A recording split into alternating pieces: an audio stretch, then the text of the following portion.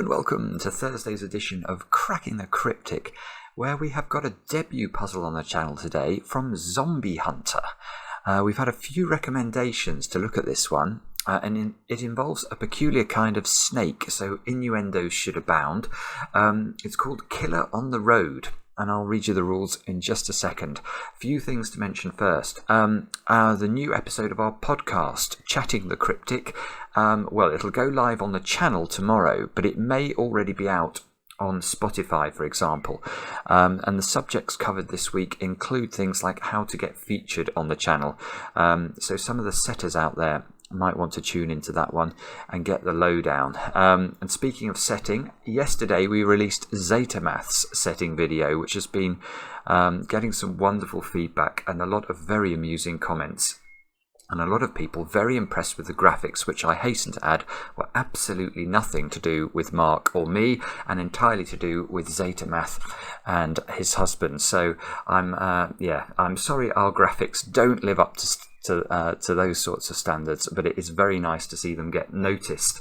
Other than that, what else have we got? We've got our Killer SUDOKU app. That's just been updated, so lots of brand new puzzles in that one. So if you own the app, do make sure you update it on whichever platform you have it on, and that should be good to go. And of course, we're building up towards Jovial Sudoku extravaganza over on Patreon at the start of July. 20 puzzles, all guaranteed to be A, approachable, and B, beautiful, going through all of the main Sudoku variants that you see on the channel every day. So that is going to be awesome. Now, with all that said, let me read you the rules of Zombie Hunter's puzzle, which are interesting indeed. So we have got normal Sudoku rules apply. The grid contains a 1 cell wide loop of orthogonally connected cells. The loop may touch itself diagonally but not orthogonally. So let's just check we all understand what that means. So the loop could do something like this, and it could touch itself there. Oh, is this going to work? Yes, that will work. Yes, it will work if I do that. If I close the loop, it will work. So this would be a valid loop, because although it touches itself there at a point, it doesn't touch itself orthogonally. So what would an orthogonally touching loop look like? Well, imagine you got to this square, and then the next square you went into would be that one. So you can see, if I use colours, it might be clearer. If the next cell was this one, the blue and the purple cell are definitely orthogonally touching. Orthogonally means touching along an edge. So they're not touching at a point, they're touching along the entire edge there, and that's illegal. So if we close the loop like that, for example, if you examine the loop carefully, you'll see it's touching at an edge, and that's illegal. Don't do it. There you go. Now, what else? We've got some arrows in the grid. Now, what do they mean? The digit in a cell with an arrow indicates how many loop cells are in the direction of the arrow, not counting the cell containing the arrow. Right, so that means that in that direction, for example, you see there's 2 arrows coming off this 2, but in this direction there must be exactly 2 loop cells. And in that direction, indeed, there must be exactly 2 loop cells. Arrow cells may be on the loop. Arrow cells must be on the loop path. All possible arrows are given. So if a cell could have an arrow, it must have an arrow. Ah, right, that's interesting. Right. So I'm trying to think about what that means in relation to, we don't actually have any digits in the grid. That I think this negative constraint for it is that. Let's just put 2 in there. It won't let me. Let's put 2 in there. And let's imagine that the loop did something like this. I don't know. Let's just do a random loop. Now I think that what we're being told here is that this cell effectively could not be a 2. Because if it was a 2, it would see 2 loop cells beneath it, and therefore it should have an arrow pointing downwards, which it doesn't have. Whoa. Okay, so we're going to have to pay attention to the negative constraint. That is what that seems to be telling us. What else? In cages, the small clue in the top left corner of the cage sums... I was about to say... Oh, no, I was about to read out my normal Killer SUDOKU speak. It is not normal Killer SUDOKU. In cages, the small clue in the top left corner of the cage gives the sum of all the cells in that cage that are on the loop path. Ah! Oh, this is why this is a 12 cage. I was thinking, right, okay, this 12 cage looks broken. Well, it's not broken, because what the 12 is telling us is that it's only the sum of the loop cells in that cage that sum to 12. Oh, good grief. Right, that's complicated. Digits cannot repeat within a cage. So there is a lot going on in this puzzle. A very unusual rule set. We haven't seen it before. So well done, Zombie Hunter, for coming up with something original. Do have a go. The way to play is to click the link under the video, as usual. Now I get to play. Let's get cracking. Why is that blue? I don't think that should be blue. So, we shall get cracking by what? We shall... I'm looking at the arrows. Right, that sequence of digits there, or not sequence of cells, are all in the loop, because there's a 4 with an arrow. So, we'll use orange. Orange today will be the colour of loops. So it goes up here to the top, which means because of the orthogonal rule, it can never go, the loop can now never visit those squares. So we'll make those green. Right, and now the loop can't turn left at the top, because if it turns left, in fact I can see 2 reasons it can't go. Ah, no, one of the reasons is not right. One of the reasons is not right. There is a good reason it doesn't go left, and it's not the first reason I thought of. The reason it doesn't go left is because if it goes left, it would have to take those cells by force. And now there are 4 orange cells in this 8 cage, but you can't make 4 different digits in a Sudoku add up to 8. You'll get to at least 10 with 1 plus 2 plus 3 plus 4. So those squares, this doesn't turn that way, and if it doesn't turn that way, given it's a loop, it can never go into this cul-de-sac here, because then it could never be a loop, it would be a snake. And therefore this comes out here, look. And what does it do next? Do we know what it does next? Yes, we do, because there's a 2 here with an arrow. So this square must be orange, otherwise this 2 fails. So that square becomes green.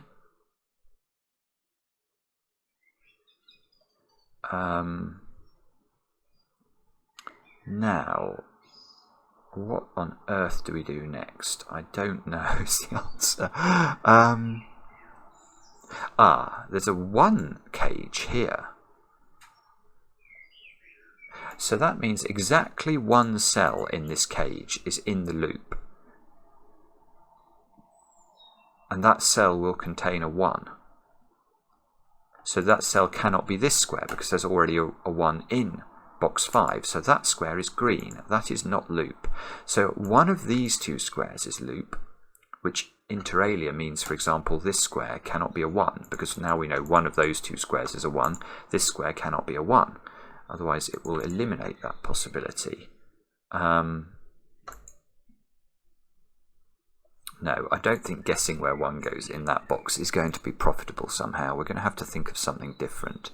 The 2 clue. Oh, look, there's a 2 clue and a 3 clue here, sort of pointing into box 3. So the 2 clue is telling us that 2 of these 3 squares exactly are loop.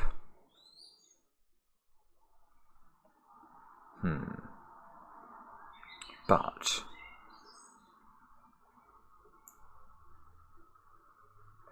that's interesting, actually. That's not actually that easy to do, I don't think. I was just wondering, for example, let's try and make those 2 orange. Is that possible? I don't think so. I'm probably about to prove myself wrong, but clearly this can't turn upwards here, because then it's going to hit itself in its next cell, so it would have to turn downwards, which would make this green. And now we have a big problem, a broken problem in fact, because we've got our 2 count of oranges here, so we cannot take this square, and the moment you can't take that square, this segment of the loop is stranded. It now cannot get out of that cul-de-sac at the top. So we know that it's not these 2 squares, which means this square is definitely loop. Now, can we go further than that? I can see how it works if this is orange, because if that's orange, we can loop round the top. If this is orange,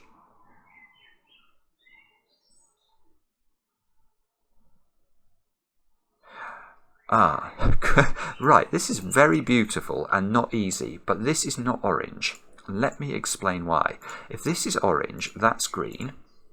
Now, we now know that this cannot turn up, because then it's going to hit itself, so it must turn down. And now look at this 16 cage. None of those squares can be orange anymore, but in order to get to a count of 16, you're going to need at least 2 cells in here to be orange, and the only possibilities now are these two. But both of these see 9s, and so you cannot make those a 7-9 pair to add up to the 16 we need. In other words, I don't think this square can be orange, and therefore that's orange, and that's beautiful because that must therefore be green. And now how do we create a loop? We've got to continue. This has got to go, both sides of those have to be orange, and once it gets to the top of the grid, it's got to move over to connect to its friend. Now this square, do we know about this square? This square, well, effectively we don't, do we? Because this count of 2 is not applying to itself. We've now got to put 16 in there. Oh no, I was wondering, no, we don't have to have a 1 in there, because we could do that easily without. Right, what do we do next? 3's got to be in one of those cells by Sudoku.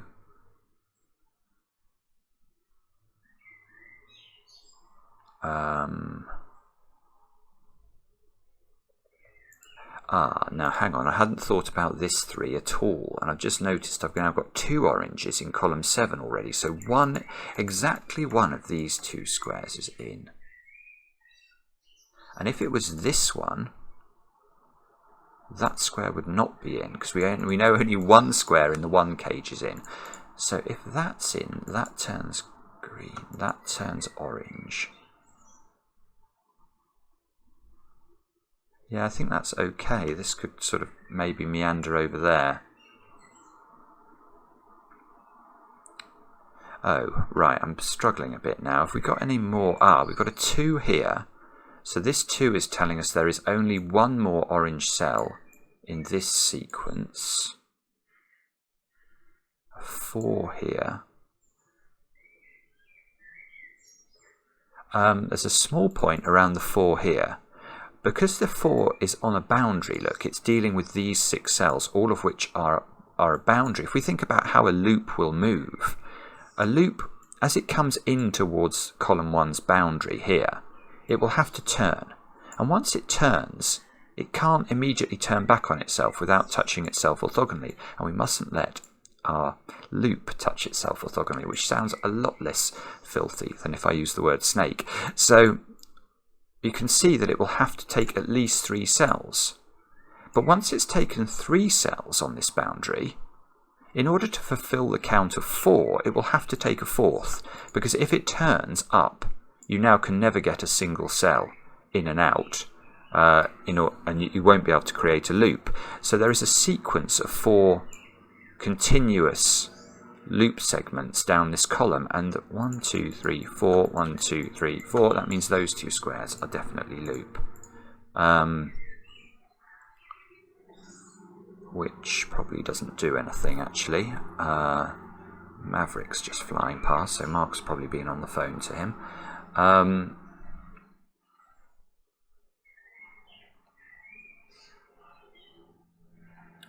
Where do we look next? Is there some sort of easy win? Is there a negative constraint point? I haven't even thought about that. Negative constraint. So what's that telling us? That's telling us, for example, this square could not be a 3. Because if that was a 3, it should have an arrow that way and an arrow that way. Oh, 2 in the middle box is in one of those 2 cells. Oh, that's almost interesting. If that was a 2, that would be saying that this square would have to be orange, because otherwise this 2 would be correct going vertical. Oh. Ah, it is the negative constraint, the 1. The 1. Where does the 1 go in this box? Well, let me complete the chain of thought. The chain of thought is what happens if this square is orange. If that square is orange, look at that. You've got to make 4 cells in this 12 cage add up to 12. You must have a 1 in them, because if you don't, 2 plus 3 plus 4 plus 5 is 14. It's too many.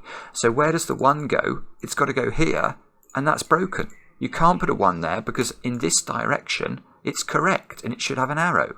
So this sort of line of reasoning is not right, and this is definitely green, which means that that is now orange. And this is absolutely beautiful, to be honest, because now, once you realise this square can't be a 1 whether or not this is orange, because of the negative constraint. So now you can't put 1 in those 3 squares. And if you can't put 1 or 2 in those 3 squares, how do you make those 3 squares add up to 12? Yep, they have to be 3, 4 and 5, and there's a 4 here. So that's a digit in the grid. That's a 4, and this is a 3, 5 pair. And this can't be 3. Because if that's 3, it's correct in this direction. It sees 3 oranges. So that's 5. This is 3. This is bizarre. The negative constraint is ludicrously powerful. 4 is now in one of those cells.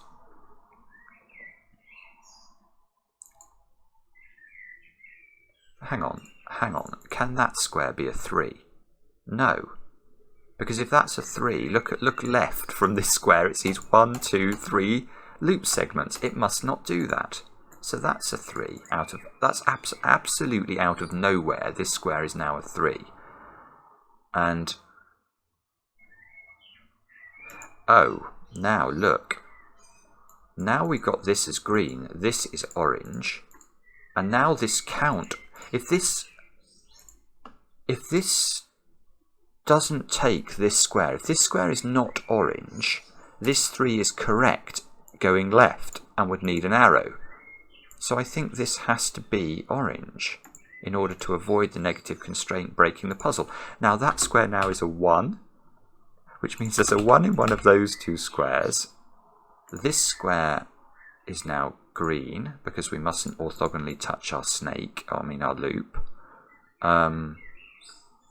That square's green because this now cannot take that square, so that kicks out down to box 6. One of those 2 squares is a 3. I have the feeling what we have to do here is pay massive attention to 1s, 2s, 3s and 4s because of the negative constraint. So, well, yeah, this square cannot be a 3 by that logic, because if this is a 3, it sees 3 to the right of it. If this is a 3, it sees 4 to the right of it, so that works. So we can rule 3 out from that cell. Oh, look along row 3 and ask where 4 goes. If this is 4, it's now correct looking left, so that's not 4, this is 4.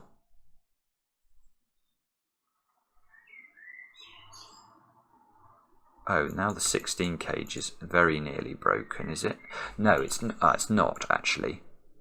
I was thinking these 4 cells now have to add up to 16 without using 3 and 4. So they must have 1 and 2, mustn't they? Because if we go 1... Yeah, they must do. Because if they don't have 1 and 2... If they just have 1 of those digits, then the other 3 cells would have to be 5, 6 and 7, which add to 18. 18 is bigger than 16. There is a knowledge bomb from cracking the cryptic. So there's 1s and 2s in those cells, which is, well, that's not a 1, that's not a 2. That's not a 2, because if that's a 2, it's correct looking north. Oh, I see, and that's not a 2, because it would be correct looking east. So 2 goes here. 1 can't go here because it would be correct going north. Oh dear, oh dear. And that can be 1 because it's actually not correct in any direction. This is lovely, isn't it? It's not easy, but mind you, but it is lovely. Now,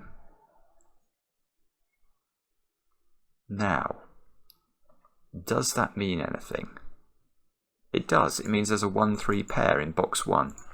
Because these ones lock a 1 into one of those 3 squares. This can't be a 1 because it would be correct looking north. So this is a 1-3 pair. That's in the 8. Oh, sorry, silly me. This square here must just be an 8. Because we need a cell in this 8 region to add up to 8, and it can only be that one. So maybe row 1 then. We need 6, 7 and 9. The 6... this is a naked single.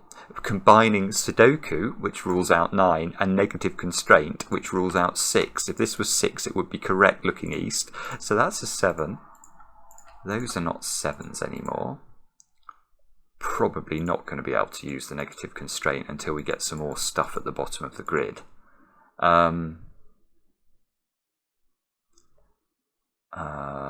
Okay. Alright, so what do we do next? What have we got to think about now? Oh, this 3 is correct. So that must be green. Oh, which I knew anyway. Actually, if I thought about the fact this needed to be a 1, I could have just greened that in immediately. Sorry. Okay. Where do I look now? This is a funny puzzle because every time you get stuck, it's like you come to an absolutely grinding halt. Like at the moment, I've got no idea where to look.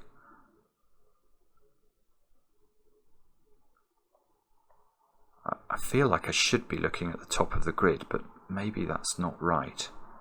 What about this box here? 2s, 5s and 6s. So 2 is in one of those. Oh, yeah, good grief. Right. Where does 2 go in box 1? It's not here by SUDOKU. It's not here because it would be correct looking north. So it goes there. Oops, that's not what I wanted to do. I just wanted to put a 2 into that cell. Those 2 squares are now a 5-6 pair to complete the box. Is 5 correct in any direction? No. I don't think so. Okay. Don't think the 1 and the 3 are resolved, but I'm probably wrong about that. Let's get rid of the 3s from the corner. This box still needs 6, 7s, 8s and 9s. So 9 is locked into one of 2 places. I suppose that might be worth recording. This 4 is correct. I almost need a way of highlighting when I've used numbers up. But I suppose I haven't actually.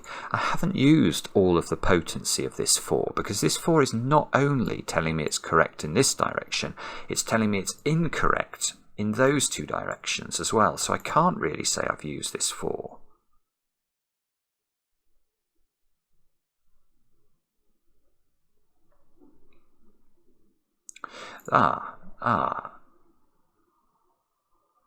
Maybe. Is there something? Yes, there is. There's something interesting about this 24 cage. What is the interesting thing about it?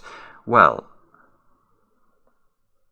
we've actually got to take at least 4 cells of this 24 cage because the 9 is not in the cage. So if we were to try and make 24 in 3 cells, we would need 7, 8 and 9, which we cannot do.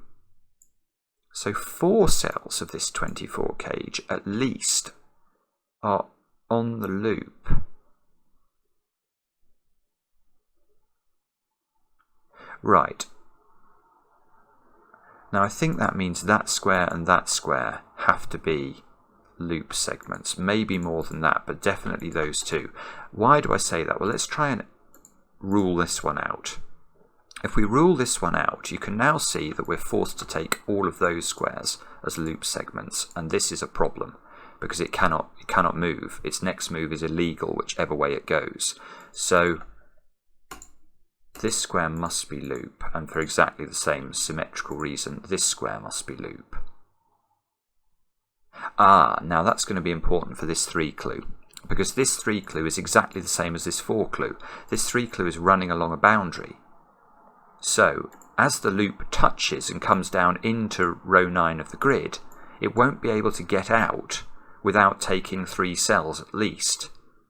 So this must be part of a string of 3 cells, although I suppose it could be 4 cells if it goes into that square as well. But there is no way that these squares can now be loop squares in the bottom row. 1, 2, 3, 4. Yeah, and it must take this square as well, because however we join these 3 together, these 2 are always in. Oh, this is lovely. Right, now I can use the 1 clue, because now how could this square be loop? If this was loop, it would have to continue, and this should be a 2. And it's a correct 1 because it has an arrow. So I think that square is green, which means this square is orange, which means this square is orange. We don't know whether it goes in here or not, but we know that square's now green. In fact, it's a little bit interesting, this one. This one is correct looking south in one position. So one of those 3 squares only is loop. And it's correct in this direction. So exactly one of these squares is loop. So the loop's going to have to sort of come in, you know, it sort of comes into this bottom right region once, flips around and does some jiggery pokery, and then drops out again up there, which probably I could do something with if I could think about it a bit more systematically. Okay, what do we know now? If it goes in here, it has to go vertical afterwards. Is there a reason it can't do that? The answer is I don't know.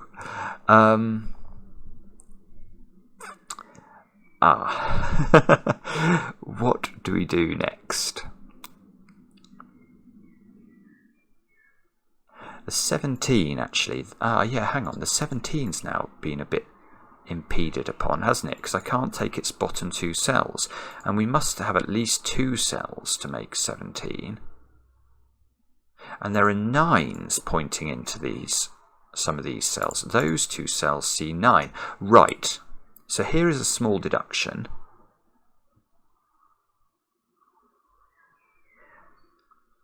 Yeah, in fact, this, I think, is a good deduction. How could this 17 be made up of exactly 2 cells? I think it's impossible now. Because, obviously, if we come to this square with loop, we're going to take this square as well. So if we take this square, we've got 3 loop segments. So the only way of only taking 2 loop segments from the 17 is to do this, which would require these 2 squares to be an 8-9 pair, which is impossible because of the given 9s. That's very, very clever setting. So this is a 3-cell segment, which means that square is green, which means this square is loop.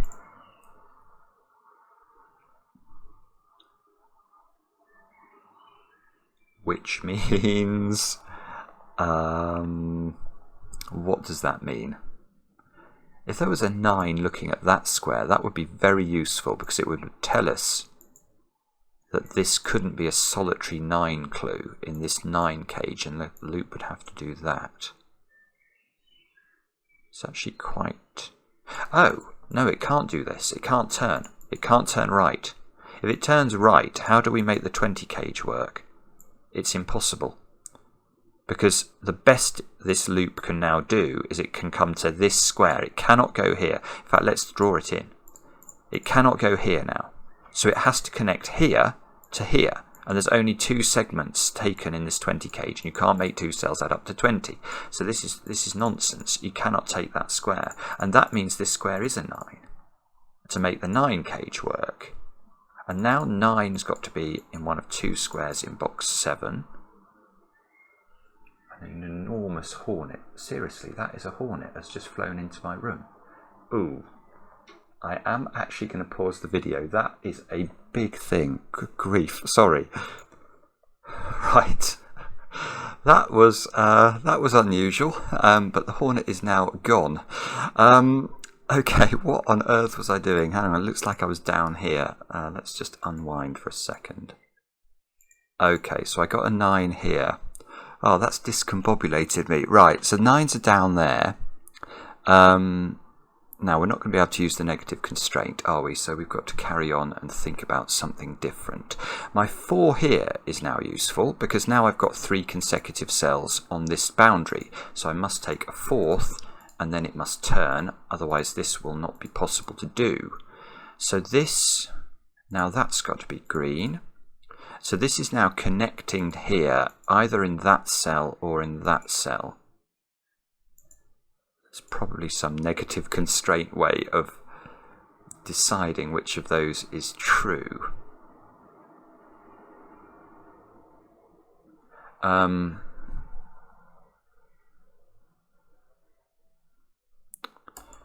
This square.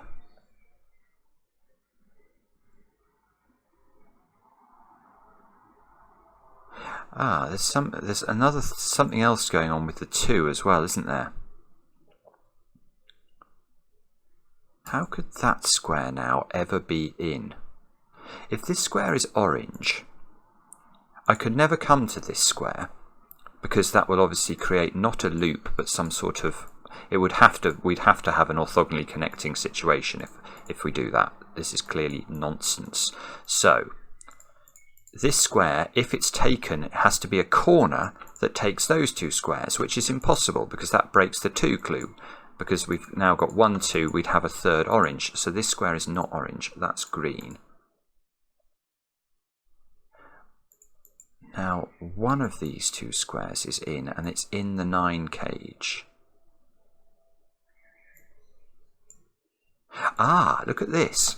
This 1 clue is now interesting, because if that square is in, if that square's orange, this is now a corner. So you have to take those 2 squares in order to not orthogonally touch yourself. So you'd have to take more than 1 in this direction. So that square is green. And that's going to... Oh, have I broken this?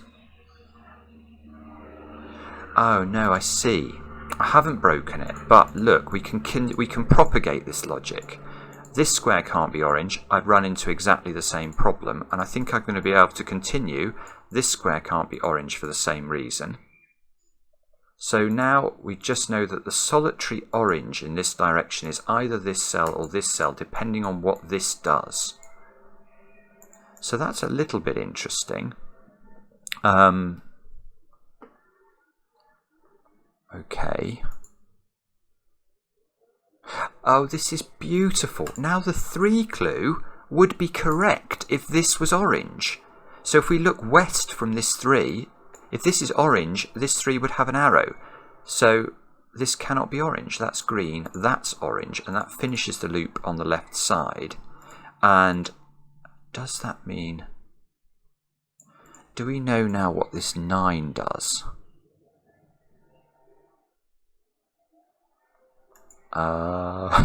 We might do. It's definitely not those 2 cells, because that would break the 2. So, is there anything wrong with... So whichever one of these it takes, it has to sort of continue as a string, doesn't it? So it's either doing this or it's doing this. I can't see what's wrong with that off the top of my head. It may be incorrect, but we'd then be saying these 2 cells add up to 9. Oh, I can use the negative constraint on this 2. If that was a 2 looking west, it would be correct. That's not a 2. I'm wondering whether it's going to be something like this, that I'm going to have to tie down.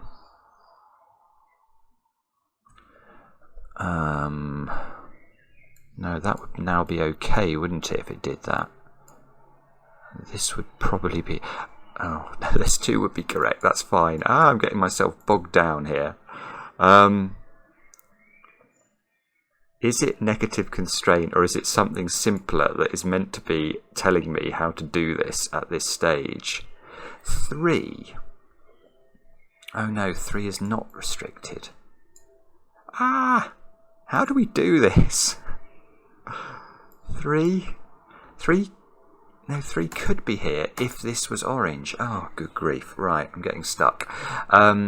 Okay, what do we look at next? Is there a simple way of figuring out how the loop moves for its next digit? Maybe I have got to fill in the candidates for those cells, which are 1s, 2s, 3s, and 7s. That can't be 2. That can't be 2. That can't be 3. Now, this can't be 1, or it would be correct looking west. This can't be 1, or it would be correct looking west. That one I don't think we know about. Now, can that be 1? Possibly. So the 1 is in one of those two squares. Now, if...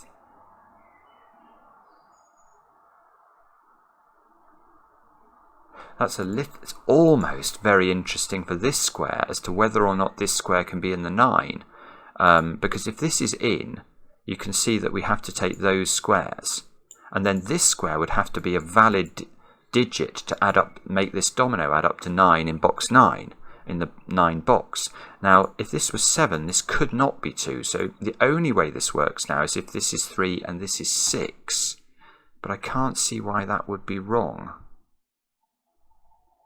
Oh, sorry. I've just spotted what I needed to spot, which is this square cannot be orange. Why can this square not be orange? Well, let's think about it. Now this 2 clue is correct. So this has to be green. This has to be green or it's isolated.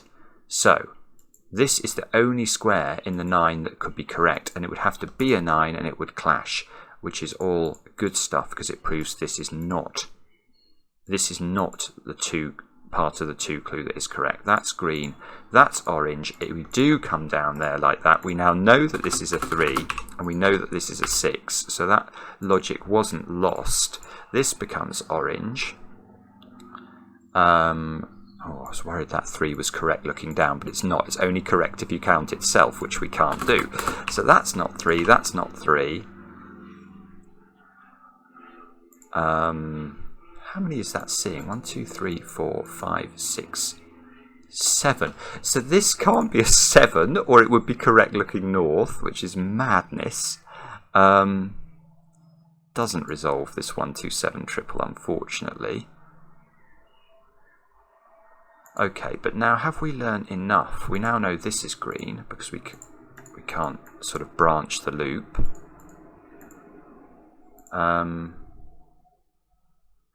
Good grief. And we can't take this square with the loop, because if we did, we would close the loop like this, and this 2 would be correct looking south. That is madness. So this must continue up. And we know that this is not the only cell in the 9 cage, otherwise it would be a 9 and this 9 would clash with it. So it's either taking that square or that square. So can we rule this out somehow? Is that broken for any reason that's obvious to anybody? This would then have to be in, so we'd have to do that. Oh no, this can't. This is nonsense, because once this is in, how do we get it out? It has to be a corner and the loop's connecting to itself, so this is not right. So in fact, we know this square is orange, this square is blue, not blue, it's green, this must be green, this must be green, and we're getting closer to finishing off the loop.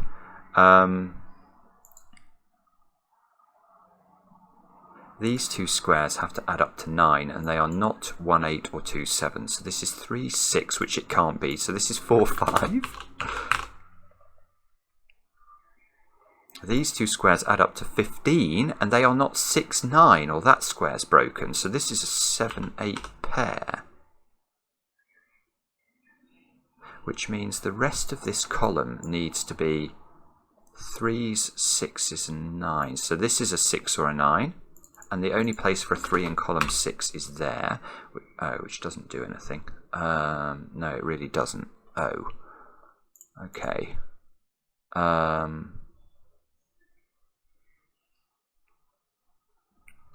3 maybe in this. I'm wondering about 3 in box 8. It has to be in this domino, and probably, yeah, look, it can't be there, or it's correct, looking west again. So that's a 3. A 3, oh, 3 lives in the oranges in the 17 cage. So, oh, and 3 can't be here. This is ridiculous. 3 can't be here, or it would be correct looking north. So this is a 3. These two squares add up to 14, so they're either 5, 9 or 6, 8. That's not 9 because of this 9, so that's not 5.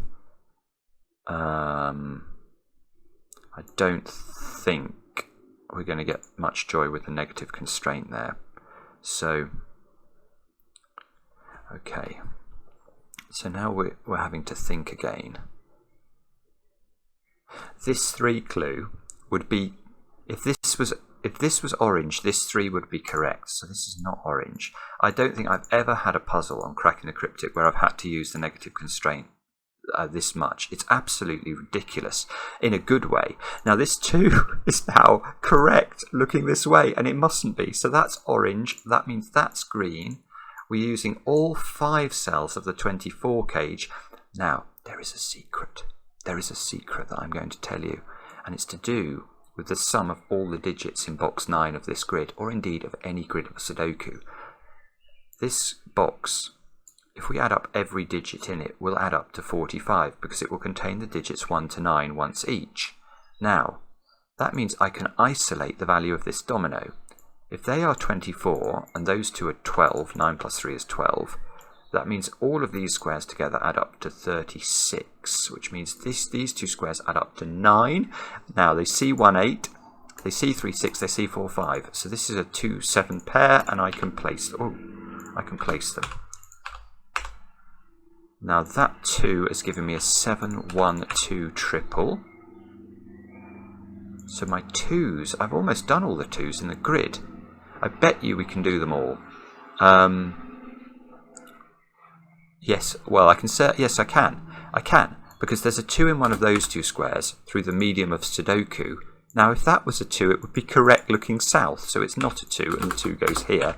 And that means I've now got 8 2s, which should mean I can get the 2 in this box. It's got to go there. Now, how do we do... We've got some optionality, look, in this 20 cage. It's either connecting directly upwards. Would that break? That would break... Oh, hang on. What's going on with the 1? That would correct the 1, but the 1 would also be correct if it took those 3, look. So this 1 is not differentiating between the two ways the loop finishes.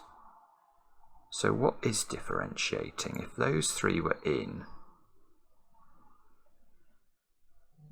can you see anything there? If this was in,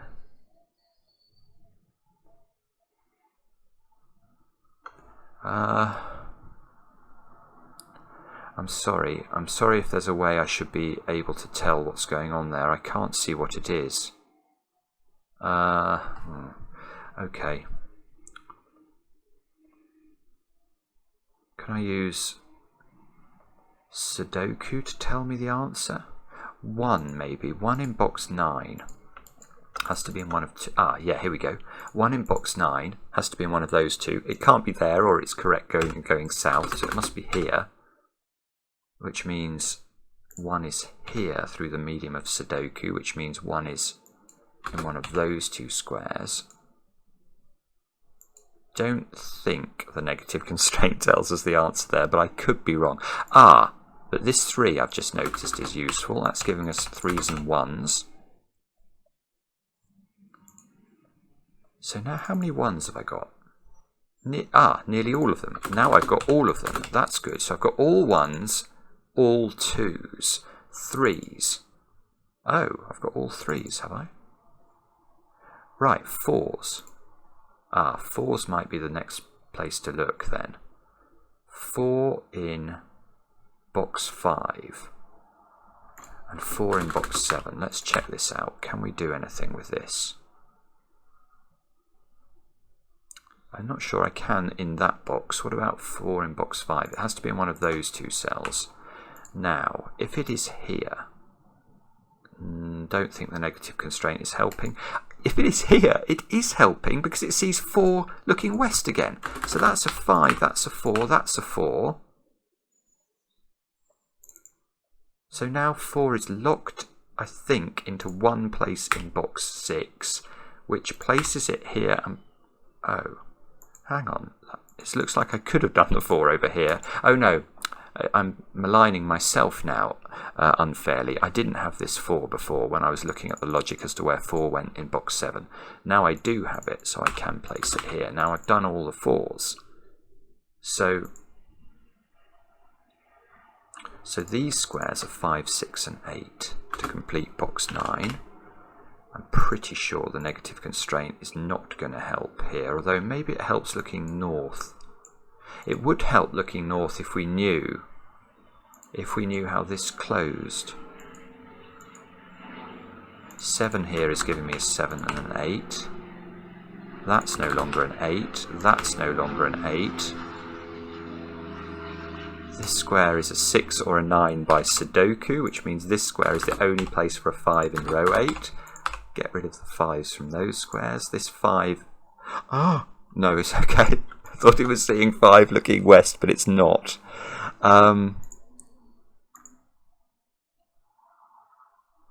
This 6 is giving me a 9 here, which gives me a 6 and a 9 over there, look. So this might be useful.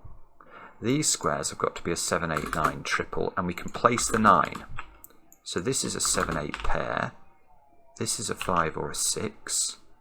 This 5 or 6. Well, again, if I knew what this was, I would be in clover because I could, if this was orange, I could eliminate 5 from this square. Oh, hang on, look, I've got 16 here in those squares. These two squares add up to something. They add up to 13. So this is 8 or 7. Oh, I don't believe it. It's 8 or 7. Don't think the negative constraint is going to help me, is it?